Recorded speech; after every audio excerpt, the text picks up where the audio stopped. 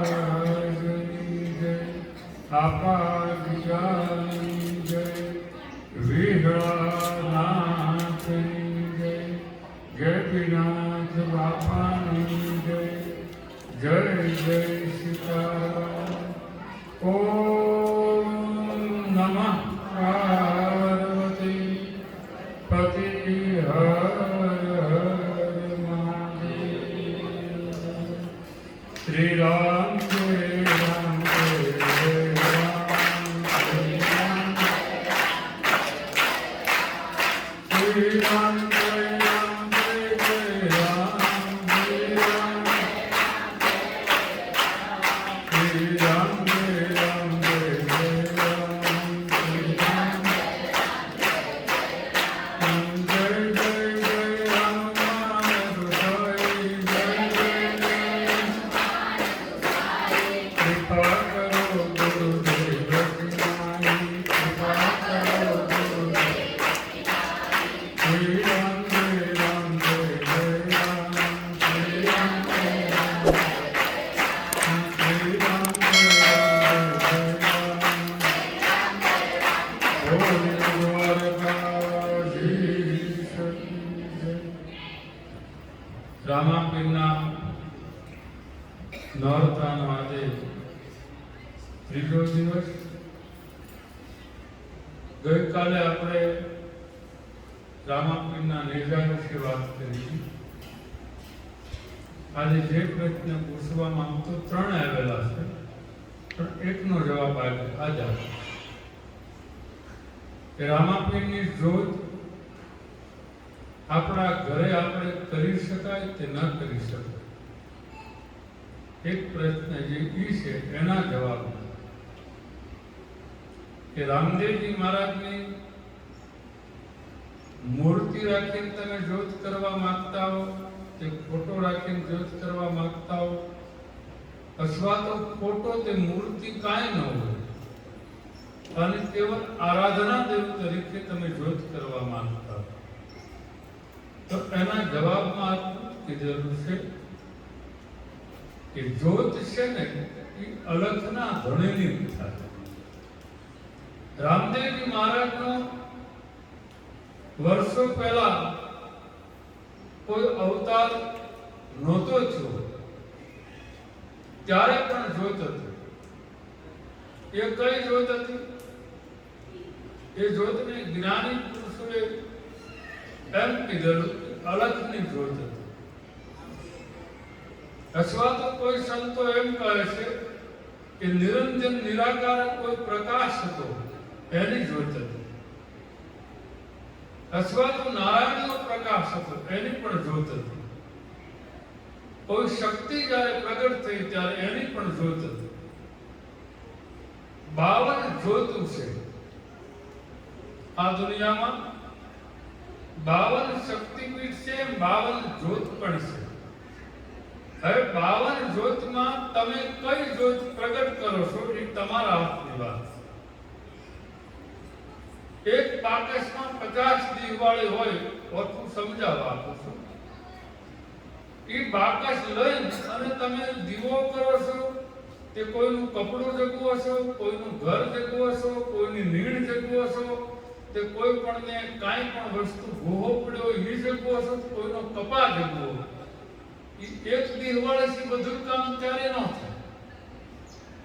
એક ઘરમાં બધું પડ્યું હોય અને જગવી નાખો તો એક વાત જુદી, બાકી દિવાળી જુદી જુદી જોઈ.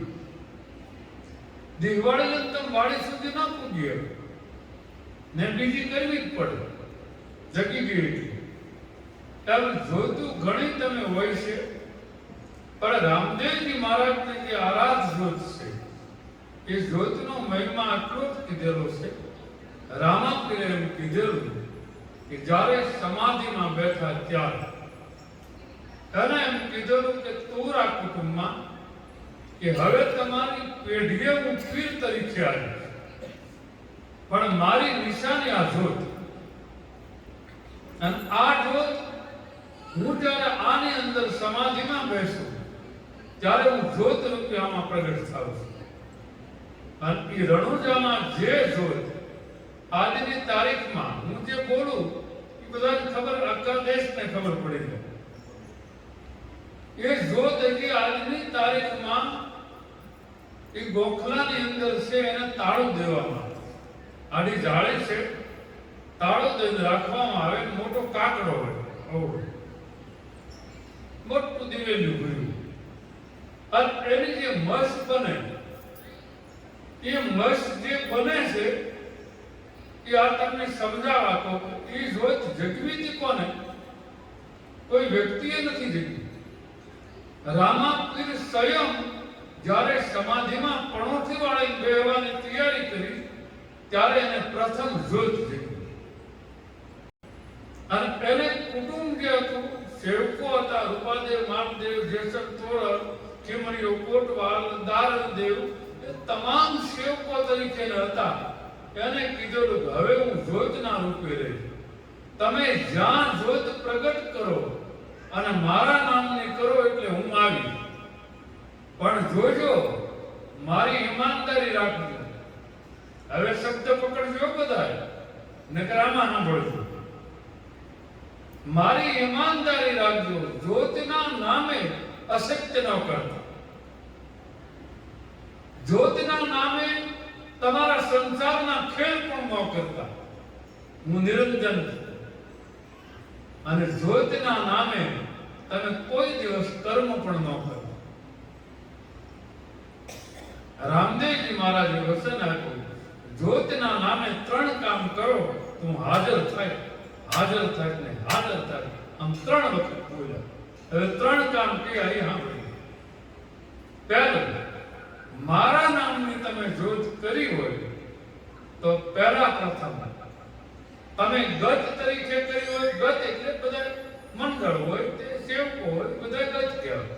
તમને સમજાવવા, મારા નામની જો તમે જ્યોત કરી હોય તો કેવલ ને કેવલ તમારે કોઈ પણ દિવસે જ્યારે તમારે યોગ લાગે, કોઈ પણ દિવસે, સાંભળી લેજો, બીજ, 11 પૂનમ કાંઈ નહીં, મારા નામની તમે જ્યોત ગમે ત્યારે તમે કરો તો એટલું ધ્યાન રાખજો, મારા પાઠ ઉપર રમત ન કરતા, મારા પાઠ ઉપર કપટ ન કરતા અને મારા પાઠ ઉપર અન્યાય ન કરતા. આ 3 નું ધ્યાન રાખજો. અને મને બોલાવ્યા પછી કોઈને અવળો માર્ગ ન બેતાતા, નકર કર્મ ભોગવા તમે રહેજો. આ રામદેવનું વસ્તુ, મારું નથી. હું કાંઈ કે કરતી નથી. ત્યારે કીધું, બાબા બીજું તો ઠીક, પણ તમારી જ્યોત છે એ અમારે કેવડી કરવી, કઈ રીતે કરવી? ત્યારે કીધું, મારી જ્યોત છે ને અને દીવો એ બેમાં ફરક. કોડિયામાં દિવેલ મેકી દો તમે અને નાની વાત મેકો અને દીવો કરવામાં આવે. જેને પવન જેવો તેવો બુઝાવી ન શકે, જેને તમારે આમ મુખની ફૂંક લાગે એમ ઓલાય ન જાય, અને એવી મોટી છે જળહળતી હાલતી હોય ને, જળહળતી એને જ્યોત કહેવાય. અને એ જ્યોત તમે કરજો. કાં તો કાંસા ભૂતલની કરવાની, કાં તો રૂની કરવાની, અને કાંઈ ન મળે તો તમે આરાધથી મનસી કરજો તો હું માની. અને મારી જ્યોત કર્યા પછી તમે સત્ય, ન્યાય અને નીતિની વાત કરજો. કાંઈ ન ફૂટો તો હાકરની ગાંગડી મને ધરી. સગવડ હોય તો ભક્તો તમે ભેગા થઈ અને મને ડેટ કરજો, એટલે ખીર તમે બધા ભેગા થઈ અને બધા ખાજો. પણ મને કામ આપવા ને ત્યારે મારી મશ્કરી ન કરતા. સમજી ગયા? બીજો શબ્દ કહો કે એક માણસ જ્યોતની અંદર બેઠો હોય અને એને એમ કીધું હોય કે હે રામાપીર બાપા, તારી હરખની આ જ્યોત જગે છે અને મારું કામ આ વાડી છે એ ભાગ નથી આપતા, એ આપી દે તો ફરીને પાઠ કરી. એમાં 2 જણાને ખબર હોય એમ કે એ દેવાના નથી તો એવું માંગણી કરી. જ્યોત જગતી હોય ત્યારે શંકા ન કરી. દેવું ન દેવું રામદેવની મરજી. તમે હું કામ પૈસે ફાટા પાડો? આ સ્પર્ધા રાખજો, આ ભરોસો રાખજો. એટલે દીવામાં અને જ્યોતિમાં ફરક છે. રામદેવજીને બોલાવવાનો મંત્ર, આ બધા ખાનજી મંત્ર આપે ને, હું જાહેર આપું. રામદેવજી મહારાજની જ્યોત જગવો ત્યારે પહેલી એની જય બોલાવે, આના ભક્તોએ કીધું. બીજી, બાપા આવી ગયા માનીને એને દંડવત પ્રણામ કરવા. અને ત્રીજી, જ્યારે આવી ગયા એટલે એને આરતી કરવાની. અને જ્યારે જ્યોતને વિદાય આપો ત્યારે કંકુમ ચોખાથી આપણે કરવી જ છીએ, બધાને ખબર છે.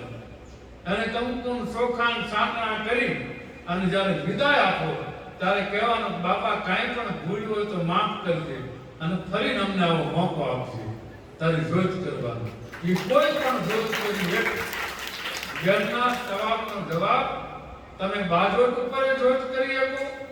નાનો એવો રાંધવાનો ગોળ પાટલો આવે ને રોટલી વણવાનો એની ઉપર જોત થઈ શકે અને થાળી ઊંધી ફેંકી એમાં જોત થઈ શકે.